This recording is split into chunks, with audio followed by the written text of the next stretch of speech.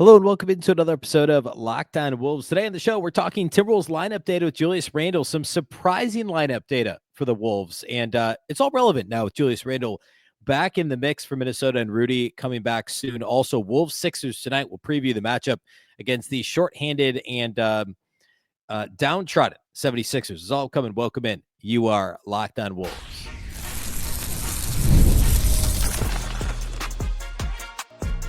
You are Locked On Timberwolves, your daily Minnesota Timberwolves podcast. Part of the Locked On Podcast Network, your team every day.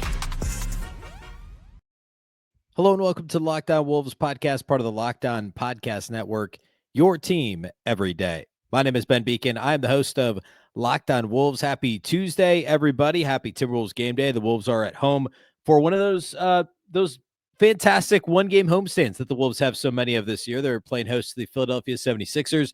Talk about that matchup later. Certainly a game the Timberwolves should win and really need to win. That's where we're at in the season. We'll talk about that in a bit. I want to spend the first part of the show, though, talking about some lineup data, talking about some Julius Randle related stuff. Julius Randle, I guess, is what I'm going to call him now. Now that he's back in the lineup for the Wolves, we'll talk about some Dante lineup stuff. So a lot to get to here first before we talk tonight's matchup. First, though, a big thank you off the top for making Locked On Wolves your first listen every single day, including today. Of course, this show is free and available everywhere. That includes YouTube, as well as all of your favorite audio platforms, wherever you like to listen to podcasts. You can find Locked On Wolves. You can also watch on the Locked On Sports Minnesota app on both Roku and Amazon Fire TV. And a reminder, you can subscribe to the daily Locked On Wolves newsletter at lockedondaily.com. It's one stop for ultimate team and league coverage delivered right to your inbox. Sign up for free now. Again, lockedondaily.com. All right. Let's talk about Julius Randle. Let's talk about Timberwolves lineups. Julius, of course, missed 13 games with the groin injury and really 13 and a half plus games with the groin injury and returned against the Suns on Sunday. The Timberwolves were on a 2-game losing streak, had lost 4 out of 5 games, their only win being that crazy comeback last Monday night against Oklahoma City that really easily also could have been and should have been a loss. And other than that was to date, or to date as of Sunday, was their only win post-All-Star break. They had not won since beating the Thunder right before the All-Star break, besides the comeback win over OKC a week ago. So Randle returns, and the Timberwolves offense looked great. And, I never would have thought, as of just a few weeks ago, that we'd be sitting here talking about how important Julius Randle was to the Wolves offense. But I think we've seen the way I put it on Monday's show, on the postgame podcast. If you listen to that, I talked a little bit about the idea that the Timberwolves need another creator. And I don't want to spend too much time on that because I've mentioned this a bunch. And basically the short version is there's only so many guys that can create their own offense and do it in an efficient way and do it in an effective way and still somehow also involve teammates. Anthony Edwards is, of course, the guy that can do that. Julius Randle's the other one. The only other guys that have shown even the ability to do that for extended stretches are Reid, who's mired in the middle of a big slump. And now you could argue Jaden McDaniels, but that hasn't been a consistent thing. And then Rob Dillingham's the only other one. Like, nobody else is somebody who you're going to run offense to regularly, or you can rely on to run offense, to be an offense essentially by themselves, have an offense revolve around them is probably the best way to say it. And so to have two of those guys on the floor at the same time, or always the other way to look at it is to always have one of them on the floor, no matter what, is really valuable. And you take one of those guys away, and of course, Ant missed a couple of games mixed in there. Of course, he missed the game against Utah with the suspension. They lost by a point. He was ejected in the Lakers game. They lost by 9. He missed the Washington game, which was the first game, by the way, after Julius Randle was injured, and they lost to the Washington Wizards by a bucket. So it's important to have one or two of those guys. Better to have two. And it matters. Like, if you look at just straight, just to put it all out there, if you just look at straight Julius Randle and Anthony Edwards on the floor together, or Ant without Julius Randle, and the numbers are actually better when Ant's on the floor without Julius Randle. However, that number, I don't think, tells the complete story. And part of that is the injury, because things have been way different. It's so many of those minutes that fit under that category are just minutes, not when one of those guys is hurt or out. It's just over the course of a regular Chris Finch rotation, and doesn't include the circumstances where Julius Randle misses a dozen plus games and the Wolves go 5-8. That's going to skew the number a little bit. The Wolves went 5-8 with Randle out. When they last won with Randle in the lineup was that blowout win over the Jazz when actually he did. That was the game in which he got hurt in the first half. But after that Utah win, Minnesota had an at the time high water mark of 6 games above 500. This was on January. Where'd it go? I completely lost it. It was in January. It was on January. I'm looking at the schedule. It's like not showing up in front of my eyes. Oh, I see. That's why. Figured it out. January 30th was when they won that game with Julius Randle when he got hurt. So they were 27-21. They immediately went out and lost to Washington that Saturday. Then they lost to the Kings, each game by 2 points. They then won 3 in a row to get to 7 above 500, which is the high water mark. But then since that point, the Wolves went 3-6.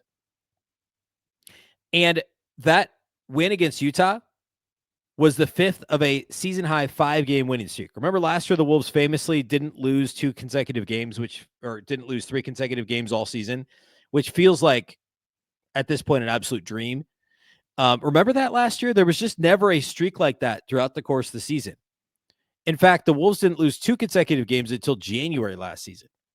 They only lost 2 consecutive games 4 times during the regular season and did not lose 3 straight until the conference finals against the Dallas Mavericks. That's how good this team was last season and how well they responded to adversity. This season, the Wolves have had 4 losing streaks of 3 or more games. They've lost 2 in a row 3 times just since the start of, actually 4 times since the start of February. And they did it 3 times all of last season. 3 of those 2-game losing streaks came after this all 4 of them came since the Julius Randle injury. Julius Randle is important to the Timberwolves offense because he gives them another player that can attack off the dribble, that can create for others, that can be a point forward, that can push in transition and frankly, with the secondary break and semi-transition, which is something that Julius Randle does so well.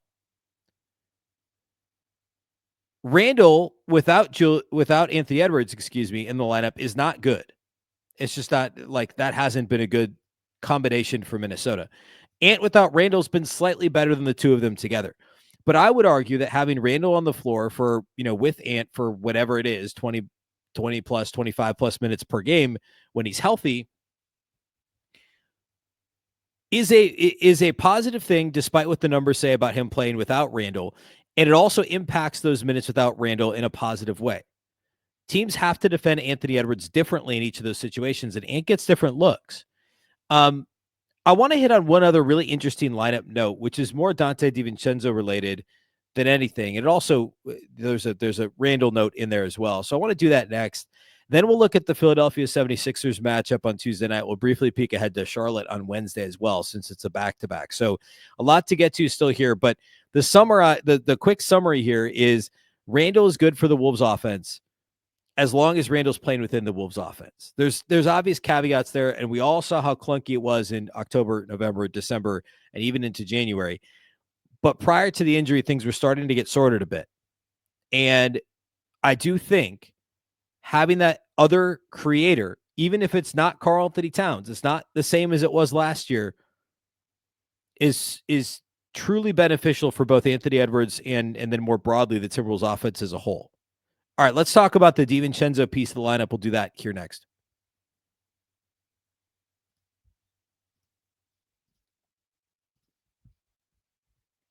Today's episode of Locked On Wolves is brought to us by our friends at DoorDash. NBA fans, get ready.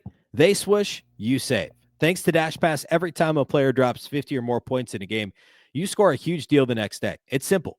When any player scores 50 or more in a game during the 24-25 NBA regular season, Dash Pass members get 50% off an order, up to $10 off the next day from noon to midnight. There's several ways you can take advantage of the deal. Of course, you can always have a game day feast. Maybe it's like a Friday night and somebody drops 50. Maybe it's Ant that has an epic 50-point performance.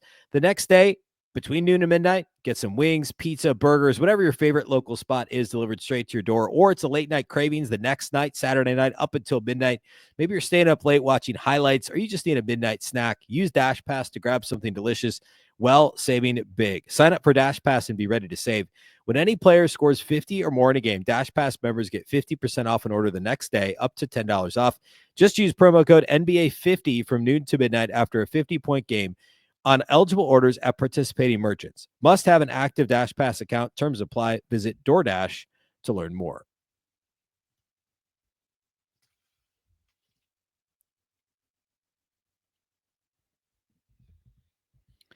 All right, some other interesting Timberwolves lineup data. And here we are 62 games into the season. There's only 20 games left.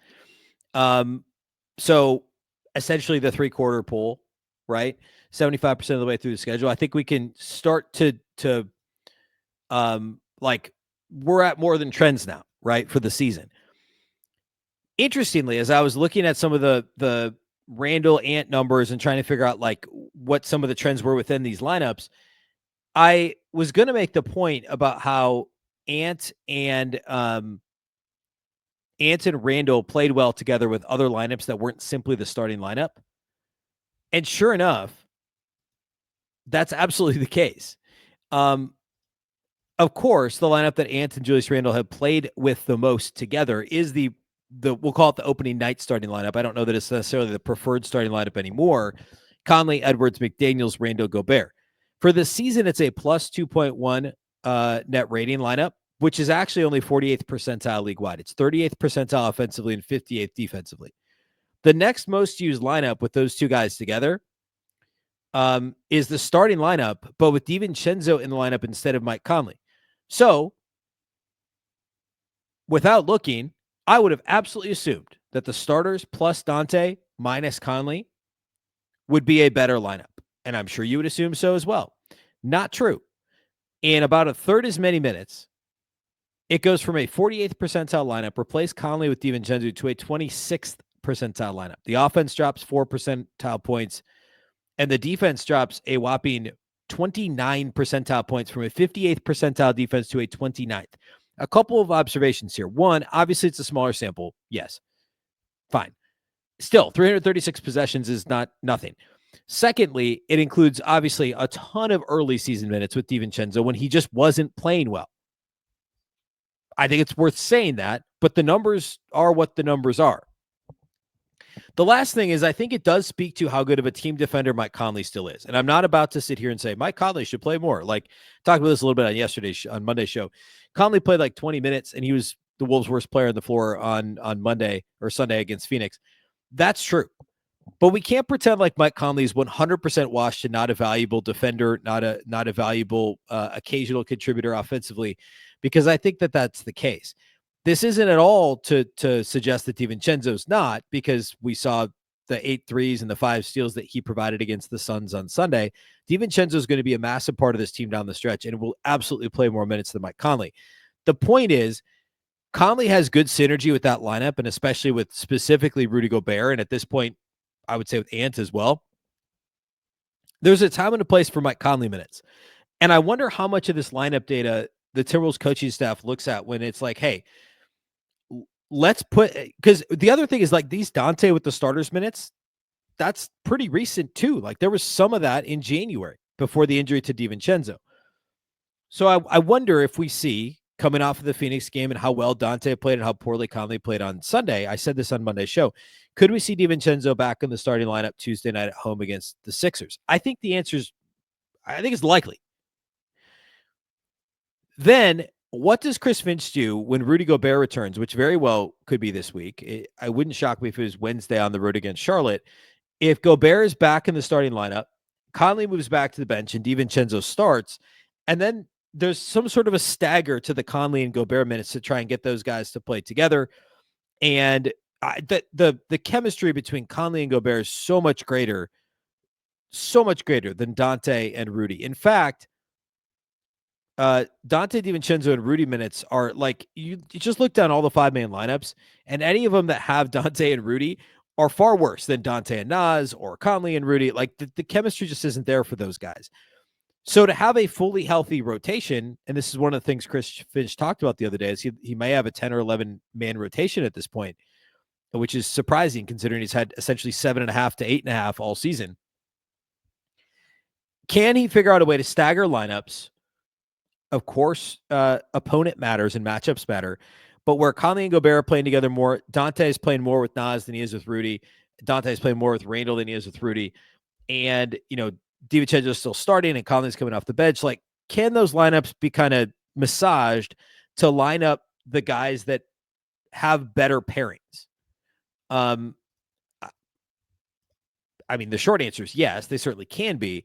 But to what length is Chris Finch going to go to try and achieve that? Like the quick example here, DiVincenzo and Gobert together as a two-man pairing are a net minus 1.2 according to Cleaning the Glass. They're miserable offensively. They're good defensively because Rudy, but they're a 49th percentile lineup, those guys together. On the flip side, you go Dante DiVincenzo and Naz Reid, and that's going to look really different. Dante DiVincenzo and Naz Reid together are an 84th percentile lineup, and they're still 93rd percentile defensively. So Dante and Naz together as a defensive two-man are better than Dante and Rudy Gobert, and are obviously much better offensively. Now, you look at Conley and Rudy Gobert, and that's going to be exactly what I mentioned a moment ago. Those are still going to be good lineups. They're going to be better. It's going to be dragged down a little bit by how bad the overall starting lineup. I shouldn't say how bad, how underperforming the overall starting lineup is. And sure enough, a plus 6.7, an 82nd percentile lineup, 91st percentile defensively, Conley and Rudy. So can the Dante Naz minutes line up and the Conley Rudy minutes line up with Dante in the starting lineup with Gobert? Like, these are the questions Chris Finch has to try and answer. And that's not even considering the TJ Shannon minutes, Jalen Clark minutes, maybe Rob Dillingham minutes. It's a big challenge to try and figure this out when you have to also consider who, the matchup that you're going to have on the other side of the floor too. So all that to say, I would not be shocked at all if Dante DiVincenzo started against Philadelphia on Tuesday night and Conley moves back to the bench. We saw that run of games leading into the injury to DiVincenzo in that Golden State game in late mid-January, really. And how much better DiVincenzo himself was playing, but also how much better that was for the Wolves rotation overall. Very curious to see how that shakes out. Real quickly, the overall team, the Wolves are now, don't look now, they're in the top 5 defensively, and they improved a little bit here. Like overall, of course, they're worse without Rudy Gobert on the floor, although the gap is less great than it was last year. They're now a top 5 offense on this, or excuse me, top 5 defense on the season. They're 13th in offense. I had my bold prediction a couple of weeks ago coming out of the All-Star break. The Wolves would end up top 10 in both. They're pretty solidly top 10 in defense now, and the offense is ever so slowly improving. Although there were some fits and starts here over the past week and a half. Since January 1st, Minnesota still has the 7th best offense in the NBA and the 8th best defense in the NBA. They also have the 8th best point differential, or points scored per 100 possessions. Yeah, that's efficiency differential. I'm using the Cleaning the Glass number, which is essentially the same thing. The 8th best, and yet it's only a 10th of a point worse than Boston, but they're 4 games worse in the standings, 5 games worse on the loss column than Boston since January 1st, because they can't win close games. It's absolutely shocking. They're still number 1 in free throw rate league-wide, pretty easily number 1 in free throw rate by a full half free throw ahead of LA since January 1st. They're top 10 in defensive effective field goal percentage. They're top 10 in offensive turnover rate, believe it or not. They have the 10th lowest turnover rate of any offense in the NBA since January 1st. In fact, all of their offensive 4 factors are in the top half of the league. So overall, trending in the right direction in these areas since January 1st. And we are talking about a team that now has a top 5 defense and a top 13 offense. And the schedule is the easiest remaining of any Western Conference team, as we've talked about, which may or may not actually matter for this Wolves team. That's so strange. We'll talk about that in a minute with Philly Tuesday, Charlotte Wednesday. Of course, both games the Wolves will be favored in. But are they going to win both these games? I have some thoughts on what I think about that, at least. And we'll do that here next to close the show. Today's episode of Locked On Wolves is brought to us by our friends at OpenPhone.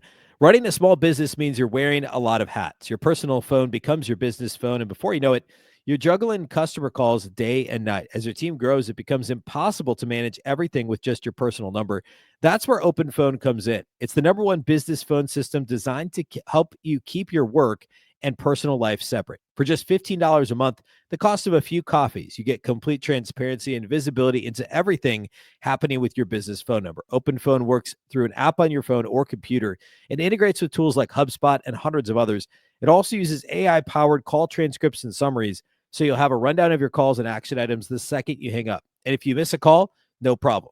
Automated messages are sent directly to your customer, ensuring you never miss an opportunity to engage. Right now, OpenPhone is offering 20% off your first 6 months when you go to openphone.com/LockedOnNBA. That's OpenPhone, OpenPhone.com/LockedOnNBA for 20% off 6 months. OpenPhone.com/LockedOnNBA. If you have existing numbers with other service, OpenPhone will port them over at no extra charge.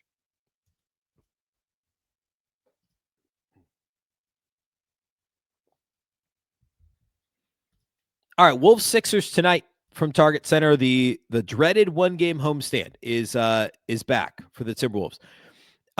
Philadelphia, speaking of dreaded, well, I don't know.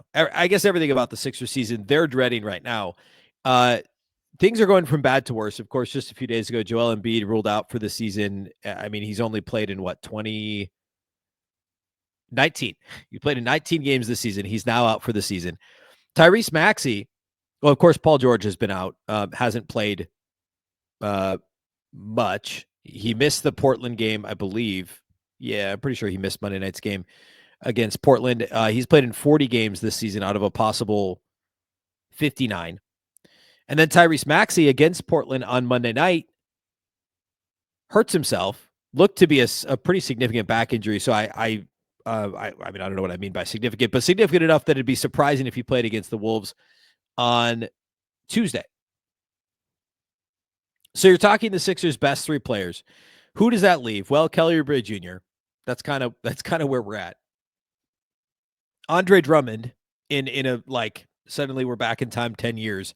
Andre Drummond is starting and playing like heavy minutes for the Sixers team. Philadelphia has lost 9 of 10, including the Portland loss on Monday night. 9 of 10. They did beat Golden State on Saturday. They, even before losing 9 of 10, there were 9 games under 500 after beating Dallas on February 4th. They are now 18 games below 500. And let's see. I'm just confirming. Yeah, Paul George did not play on Monday, which of course means there's a chance he plays. And who knows about Maxey? I mean, like Jalen Clark looked like he got really hurt a week ago and then played the next night. But at the same time, the Sixers are motivated to not win. Because remember, if their draft pick falls in their top 6, they keep it. If it does not fall in the top 6 after the lottery, it goes to OKC. So they're motivated to lose to keep their draft pick. So I'd be surprised if either of Paul George or Tyrese Maxey plays, given their status. It is a back-to-back. They're traveling from Philadelphia to Minneapolis for Tuesday night's game.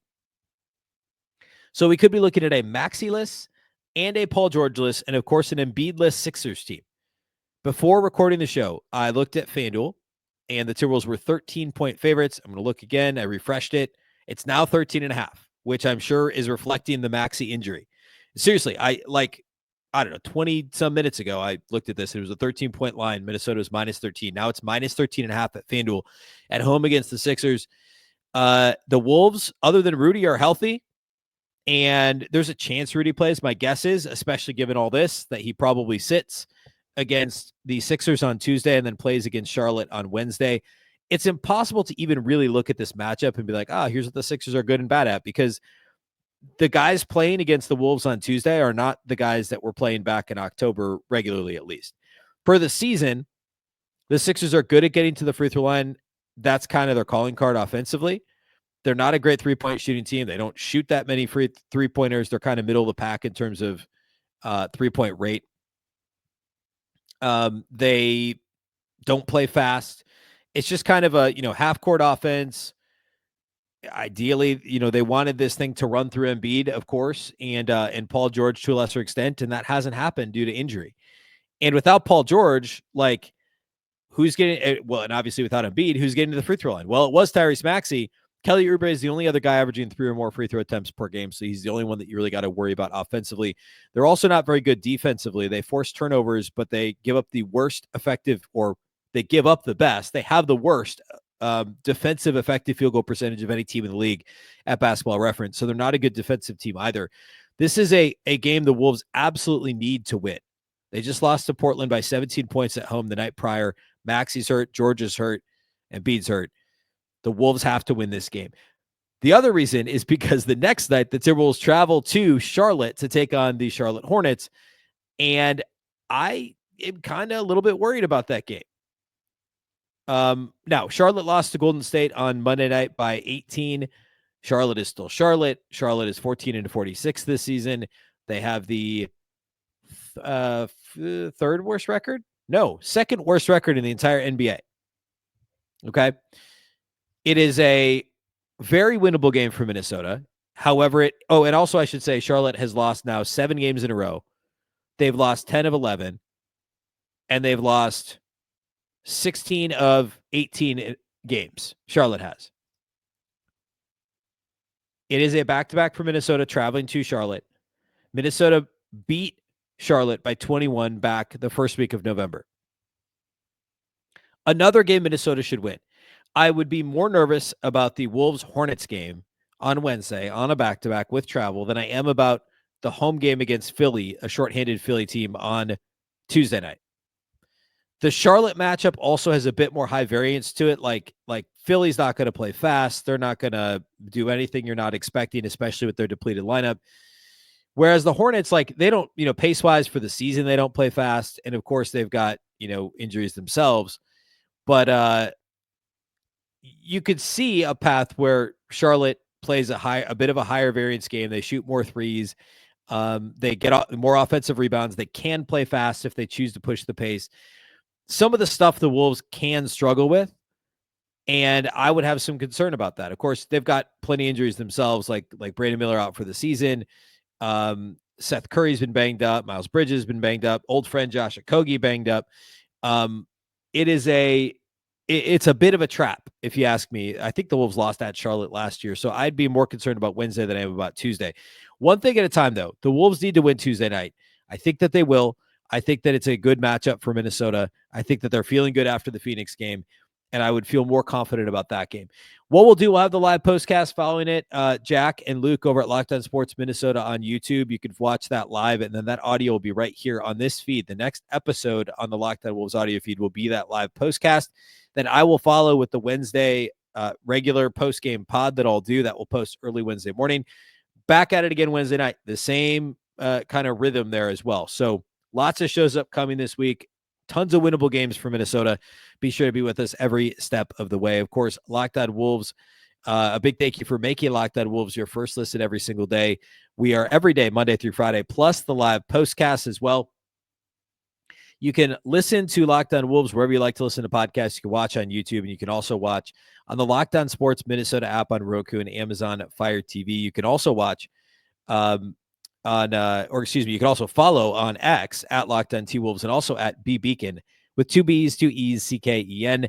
And you can subscribe to the daily newsletter at LockedOnDaily.com. One stop for ultimate team and league coverage delivered right to your inbox. Again, LockedOnDaily.com. Of course, the Locked On Wolves podcast is part of the Locked On Podcast Network. Remember, the Locked On Network is your local experts on all the biggest stories. Once again, I'm Ben Beecken. This is the Locked On Wolves podcast, and we'll catch you next time.